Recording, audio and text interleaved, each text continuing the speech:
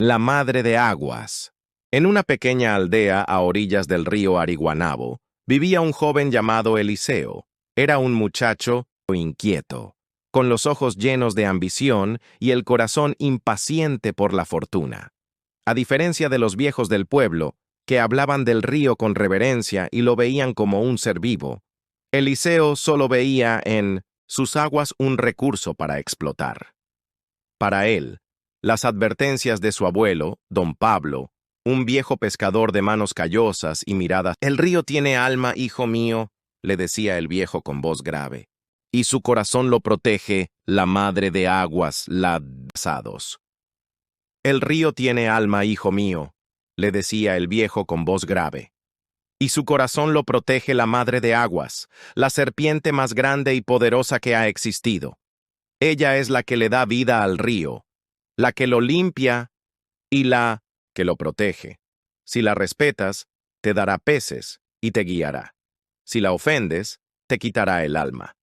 Eliseo se reía de las palabras de su abuelo. Las consideraba un cuento de viejos para mantener a los niños fuera de los peligros del río. Su mente estaba fija en un solo pensamiento: el tesoro.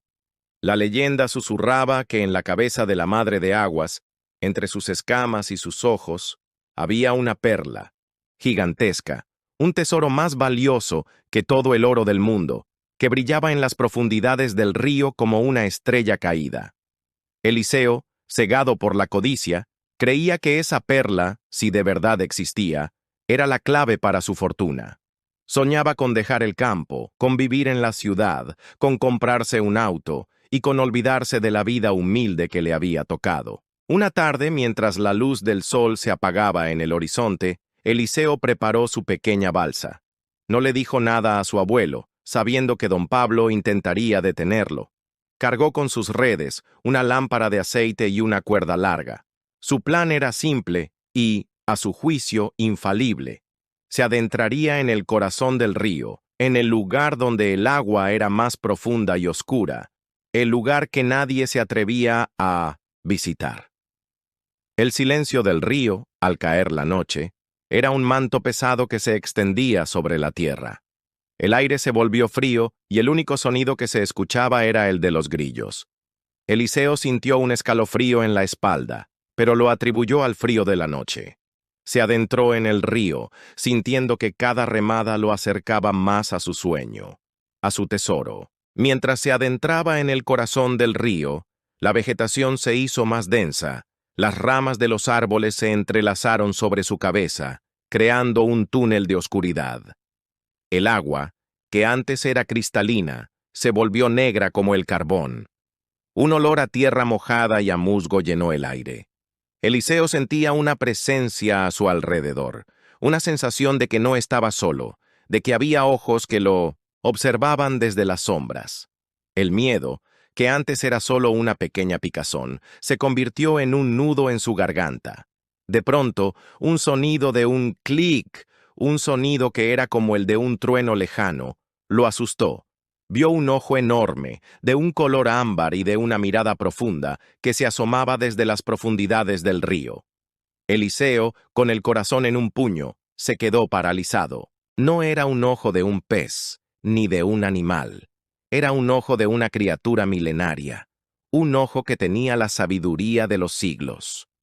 Vio un movimiento en las aguas, un movimiento lento y majestuoso. Vio una cabeza gigantesca, una cabeza de serpiente, que se alzaba desde el río. Sus escamas, de un color verde oscuro y de un brillo plateado, resplandecían a la luz de la luna. Y en su cabeza, entre sus ojos, vio una perla que era más grande que su puño, que brillaba con una luz sobrenatural, una luz que parecía tener vida propia. La criatura, la madre de aguas, no hizo ningún movimiento, solo lo observó, con una mirada que no era de maldad, sino de una profunda tristeza. Eliseo, ciego de codicia, olvidó el miedo. Quiso agarrar la perla, pero sus manos no le respondían. Quiso remar, pero sus brazos no se movían. Sentía una fuerza invisible que lo atrapaba, una fuerza que lo arrastraba hacia el fondo del río. El río, en su furia, se agitó. Las aguas se volvieron turbulentas, las corrientes se hicieron fuertes, y la pequeña balsa de Eliseo se movió de un lado a otro como una hoja en el viento. Eliseo, en su desesperación, gritó. ¡Ayuda! Gritó, pero su voz se perdió en el sonido de las aguas. El río, con la fuerza de un huracán, lo lanzó fuera de la balsa. Cayó al agua. La corriente, con la fuerza de un torrente, lo arrastró. Sintió que la vida se le escapaba, que el río lo consumía. Entonces, en su agonía, vio a la madre de aguas que lo observaba con sus ojos tristes. Vio la perla, que brillaba en la oscuridad, y comprendió la lección. El tesoro no era el oro, no era la perla, sino la vida misma.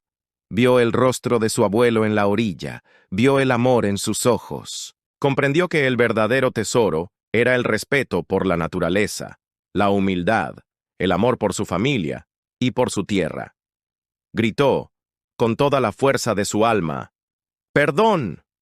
Y en ese instante, la corriente se detuvo.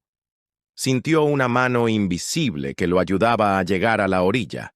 Vio a la madre de aguas que se hundía en las profundidades del río, con la perla brillando en su cabeza. Eliseo, exhausto y humillado, regresó a su casa. Su abuelo lo esperaba, con una mirada de sabiduría y de paz. Don Pablo no le preguntó nada, solo le dio una taza de café caliente. Eliseo, que antes era un hombre de poca fe, se convirtió en un hombre humilde. Dejó de buscar la riqueza, dejó de soñar con la ciudad. Se convirtió en un pescador, en un hombre que respetaba el río, que cuidaba de sus aguas y que amaba a su tierra. Se convirtió en el guardián del río, en el protector de su alma.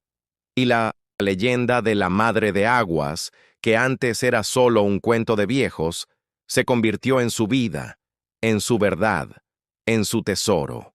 Eliseo, el muchacho que un día quiso robar el tesoro, se convirtió en el hombre que un día encontró el verdadero tesoro en el respeto y el amor.